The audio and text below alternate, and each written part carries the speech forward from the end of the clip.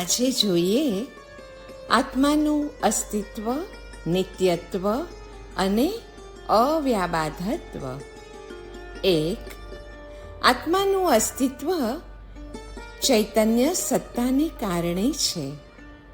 ઉપયોગ લક્ષણથી જોઈએ તો તેની સત્તા સિદ્ધ છે અને ગુણ પ્રત્યક્ષ વડે ગુણી પ્રત્યક્ષ છે.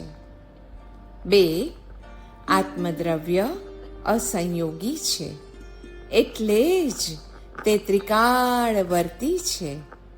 સંયોગથી ઉત્પત્તિ હોય તેનો જ નાશ હોય, અને આત્મદ્રવ્ય તો અસંયોગી છે, એટલે સ્વાભાવિક પદાર્થનો અંત કદાપી હોતો નથી. 3. પદાર્થ માત્ર પોતાની અર્થ ક્રિયાયુક્ત હોય છે. આત્મા સક્રિય છે, માટે તે કર્તા છે. શુદ્ધ નિશ્ચયથી નિજ સ્વરૂપનો, અશુદ્ધ નિશ્ચયથી રાગદ્વેષનો, અનુપચરિત વ્યવહારથી કર્મ અને દેહાદિનો તથા ઉપચરિત વ્યવહારથી આત્મા એ ઘર, નગર આદિનો કર્તા છે. 4. યા ક્રિયા સા ફલવતી. કશાય અકશાય આદિ જે કાંઈ પરિણામે આત્મા પ્રવર્તે તેનું તે પ્રમાણે ફળ પણ થાય જ. ક્રિયાનો કરતા આત્મા, માટે ક્રિયાફળનો ભોગતા પણ આત્મા જ છે. 5. જેમ કરતા ભોગતાપણું છે ને, તેમ કશાયાદિના અનભ્યાસથી, અપરિચયથી અને ઉપશમથી મંદપણું અને સર્વથા ક્ષયપણું પણ છે. કર્મનો બંધ ભાવ ક્ષીણ થવો શક્ય હોવાથી બંધ રહિત શુદ્ધ આત્મ સ્વભાવ પ્રકટ થવા યોગ્ય છે. 6. જ્ઞાન, દર્શન, વૈરાગ્ય, ભક્તિ, બોધિ, સમાધિ આદિ કર્મ બંધથી વિપરીત સ્વભાવવાળા સાધનો પ્રત્યક્ષ છે. તે સાધનોના બળે કર્મનો બંધ અવશ્યપણે શિથિલ થાય, ઉપશમ પામે, ક્ષીણ પણ થાય છે જ.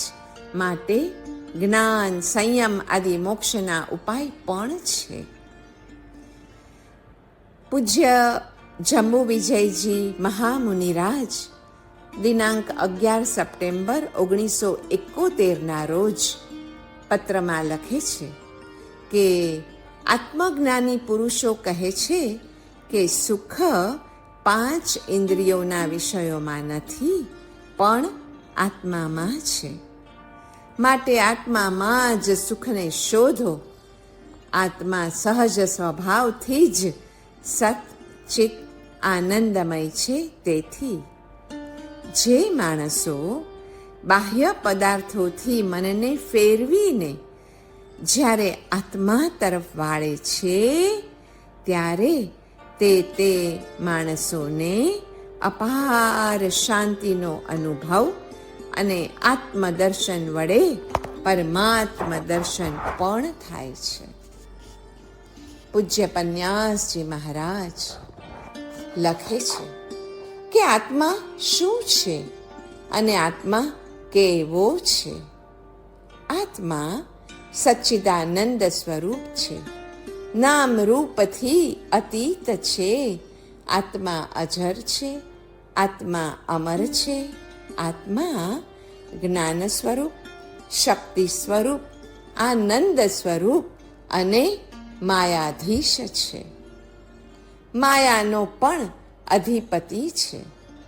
આત્મા સર્વશક્તિમાન, પૂર્ણ, નિત્ય અને અવ્યય છે. દ્રશ્યમાન વિશ્વ એ આત્માએ જ પોતાની અંદર કરેલી ચમત્કૃતિ છે, પણ આત્મા સ્વયં એથી નિર્લેપ છે.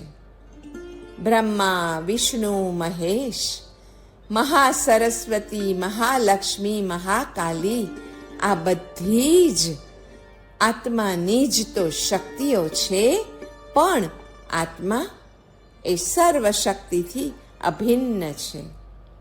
આત્મસત્તાથી જ મન, ચિત્ત વગેરેનો પ્રાદુર્ભાવ થાય છે.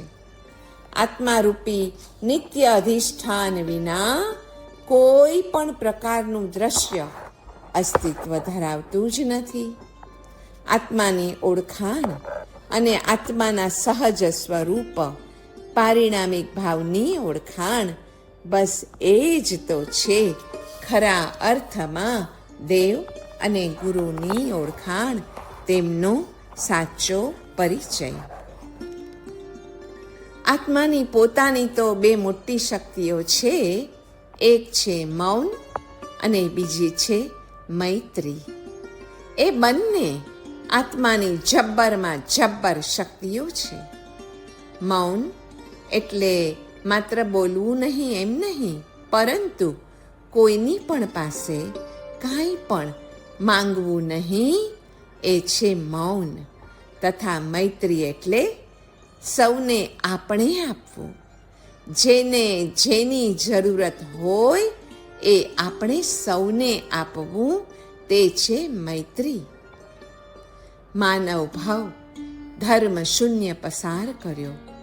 તેણે એવું કર્યું છે કે રૂપિયા તો ખર્ચ્યા, પણ કોઈ વસ્તુ ખરીદ્યા વગર જ પાછો ફરી ગયો. ગુરુ શિષ્યનો સંબંધ તે આત્મા સાથેનો સંબંધ છે. ગુરુ શિષ્ય આદિ સંબંધો જેમ અસાર્વદિક છે, પરંતુ જીવને જીવ રાશિ સાથે શત્રુ, મિત્ર કે ઔદાસીન્ય માંથી કોઈને કોઈ પ્રકારનો સંબંધ તો સાર્વદિક છે જ. એટલે જ એ મુજબ અનુગ્રહ કે ઉપઘાત આદિ તન નિમિત્તક થયા જ કરે છે. વિશેષ સંબંધો અસાર્વદિક છે, તો પણ સામાન્ય સજાતીય સંબંધો સાર્વદિક છે જ.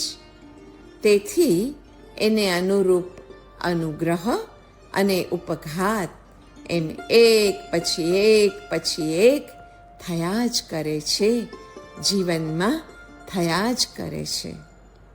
યાને અનુગ્રહ કે ઉપઘાતમાં નિમિત્ત બનવા રૂપ કાર્ય થયા જ કરે છે, અને એટલે જ પરસ્પરોપગ્રહો જીવાનામ એ કાર્ય લક્ષણ છે. હમણાં પર્યુષણા પર્વ આવશે.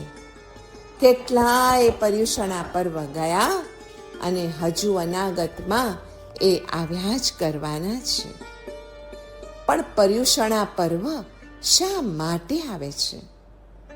આત્મામાં જ્યારે ધર્મનો ઉદય થાય છે ને, ત્યારે એની બાહ્ય દ્રષ્ટિ અવરુદ્ધ બનીને અંતર્મુખી બને છે, અને એ પોકારી ઉઠે છે કે મારા જેટલું કોઈ કરતા કોઈ જ ખરાબ નથી.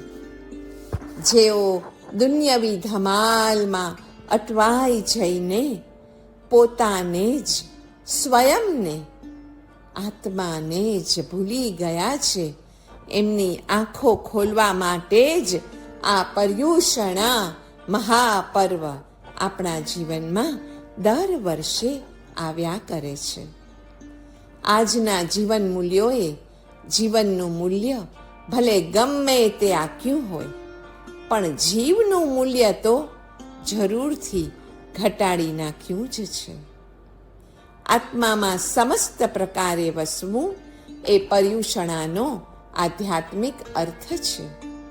સર્વ જીવરાશિમાં રહેલ આત્મતત્વના વિસ્મરણ રૂપ મહા અપરાધ અંગે સર્વ જીવરાશિની ક્ષમાપના તથા દેહ એ જ આત્મા એવા અનાદિના દેહાધ્યાસ રૂપ વિપરીત બોધથી ભાવ પ્રાણનો આપણે ખૂબ નાશ કરી નાખ્યો છે, અને તજ્જન્ય અનર્થોની પરંપરા રૂપ મહા અપરાધની ક્ષમાપના સંવત્સરી દિને કરવાની હોય છે.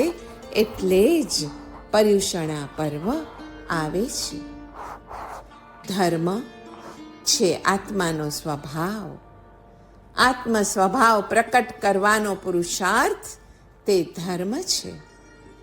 આત્માનો સ્વભાવ જ આત્મરૂપી ઘરનો માલિક છે અને એનો સ્વભાવ છે સત ચિત આનંદપણું. આત્મા એ પરમાત્માનું જ એક સ્વરૂપ છે. એવી દ્રષ્ટિ શુદ્ધ નયથી જે પ્રાપ્ત થાય છે તેની પાછળ ધર્મ અને ધર્મની સમજણ છે. આપણો આત્મા અર્થાત આપણે પોતે યાત્રિક છીએ. આપણે પંથી છીએ અને આ દેહ એ વૃક્ષ છે. આપણો દેહધારી આત્મા એ પંથી કે વટે માર્ગુ કહેવાય અને દેહ એ વૃક્ષ કે ઝાડ છે. આ દેહરૂપી વૃક્ષની નીચે વટે માર્ગુ થાક ખાવા બેઠો છે. તે પંથી ઝાડને જ પોતાનું માને તે કેમ ચાલે? ભગવાને આ જગતને જે જ્ઞાનથી જોયું છે તે જ્ઞાન એકે એક આત્મામાં છે. પણ આપણે ફરક એટલો છે કે તેનો આવિર્ભાવ કર્યો નથી. અને આવિર્ભાવ કરવું જ જોઈએ એને આ જગતને કે જે જ્ઞાનથી સાચું જગત દેખાયું છે. પણ કઈ રીતે? તેનો ઉપાય એક જ છે અને તે છે સર્વ જીવ ઉપર સમભાવ અને સર્વ પ્રસંગો ઉપર ઉદાસીન ભાવ કેળવવો. તે ઇન્દ્રિયોને સમાધિવંત કરીને આત્માને પાપથી બચાવી લેવો. સારી રીતે રક્ષા કરાયેલો તે આત્મા શનૈહી શનૈહી અવશ્યપણે દુઃખ મુક્ત થાય જ છે. કેમ કે પછી તે મોક્ષનો અધિકારી બને છે. સ્વાત્મા, પરાત્મા અને પરમાત્મા આત્માના જે 3 પ્રકાર છે એમાં સ્વાત્માનું દમન કરીને નિજ સત્તાને પ્રગટ કરવી રહી. પરાત્માનું રક્ષણ કરી અને પરમાત્માનું ભજન અવશ્યપણે કરવું જોઈએ. 3 પ્રકારના આત્મામાં ઉપાદેય અર્થાત પ્રાપ્ત કરવા યોગ્ય તો એક પરમ આત્મા પરમાત્મા જ છે. બાકી સ્વાત્મા અને પરાત્મા એને તો છેલ્લે ત્યાગવાના જ છે. પણ જ્યાં સુધી પરમાત્માપણું મેળવતા નથી ત્યાં સુધી સ્વાત્મા અને પરાત્મામાં કોઈ ભેદ પણ જાણવાનો નથી. ધ્યાન વડે અજ્ઞાન જનિત અને રાગ દ્વેષ જનિત કર્મો ક્ષય પામે છે. રાગ દ્વેષ આત્મજ્યોતિને આવરી દે છે. અંદરની જ્યોતિ તો પ્રગટેલી જ છે, પણ ક્ષણે ક્ષણે થતા રાગ અને દ્વેષ એને આવરી દે છે. ધ્યાન એટલે જ કરવાનું છે કે અજ્ઞાન જનિત કર્મો ક્ષય પામે અને રાગ દ્વેષ જનિત કર્મો પણ ક્ષય પામતા પછી આપણા ગંતવ્ય સ્થાને એટ ધ ડેસ્ટિનેશન પોઈન્ટ આપણે પહોંચી જ જઈએ.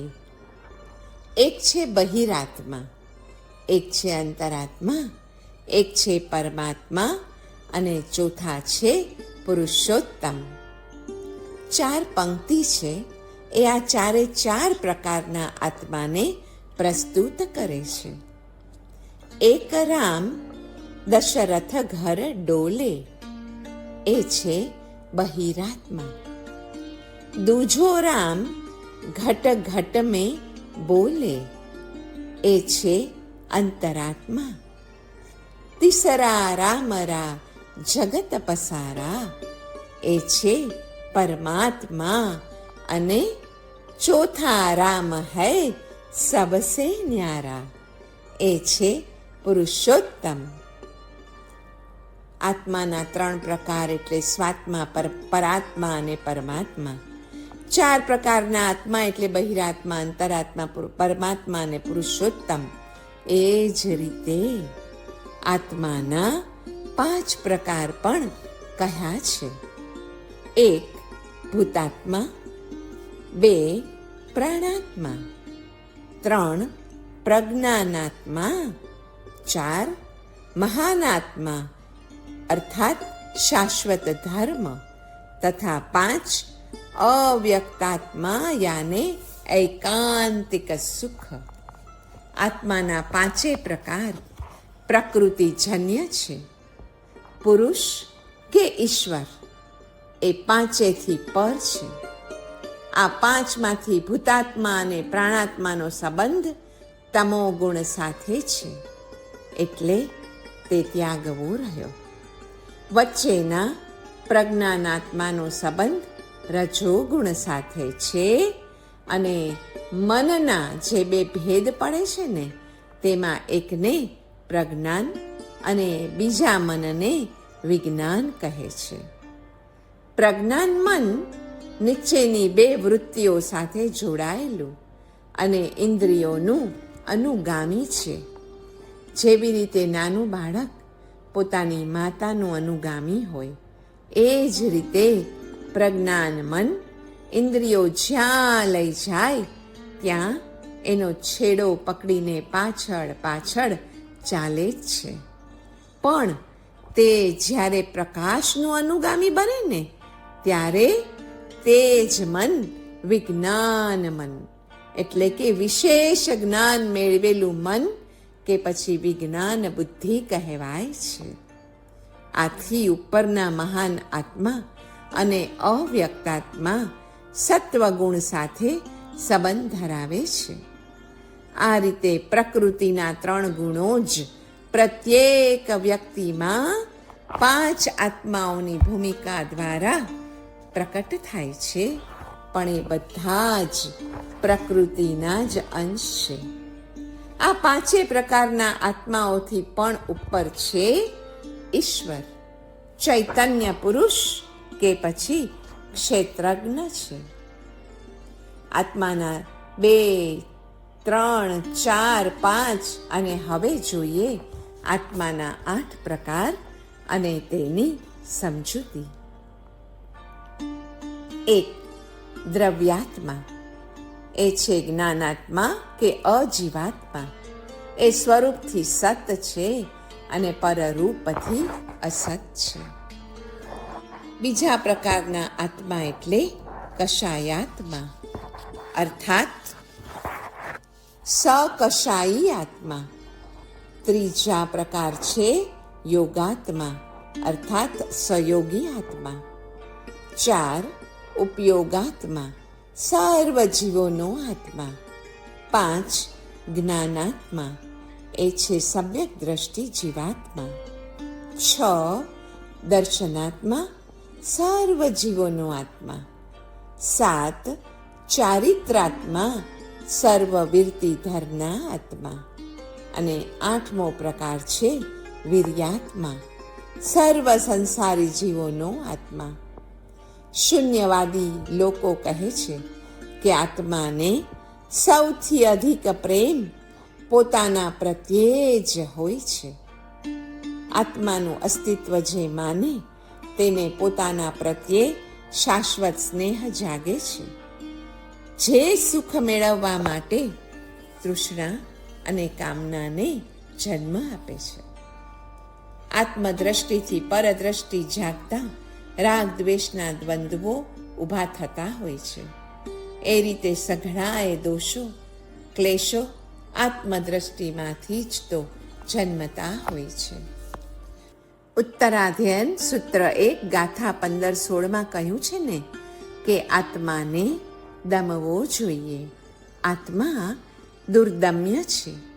આત્માનું દમન કરનારો આ લોક અને પરલોકમાં સુખી થાય છે. બીજાઓ મને બંધનમાં નાખીને દમે તે કરતાં હું પોતે જ મારા આત્માને સંયમ અને તપ વડે દમું એ જ શ્રેષ્ઠ છે, એમ ઉત્તરાધ્યાયન આપણને શીખ આપે છે. તો ઉત્તરાધ્યાયન સૂત્રના અધ્યાય 9 અને ગાથા 35 કહ્યું છે કે હે પુરુષ, તું આત્માની સાથે જ યુદ્ધ કર. બહારના શત્રુઓ સાથે શા માટે લડે છે? આત્મા વડે જ આત્માને જીતવાથી સાચું સુખ મળતું હોય છે. ઉત્તરાધ્યાયન સૂત્ર અધ્યાય 2 ગાથા 36-37 આગળ કહ્યું છે કે મારો આત્મા જ વૈતરણી અને કુટ શાલ્મલી વૃક્ષ છે. મારો આત્મા જ અર્થાત હું જ કામધેનુ અને હું જ નંદનવન છું. આત્મા જ સુખ દુઃખને ઉત્પન્ન કરનાર અને નાશ કરનાર પણ છે. સન્માર્ગે ચાલનારો સદાચારી આત્મા આત્મા માટે મિત્ર રૂપ છે અને કુમાર્ગે ચાલનારો દુરાચારી આત્મા આપણા માટે શત્રુ રૂપ છે. તો દુરાચારથી અને દુરાચારીઓથી 2 ગજ દૂરી રાખવી.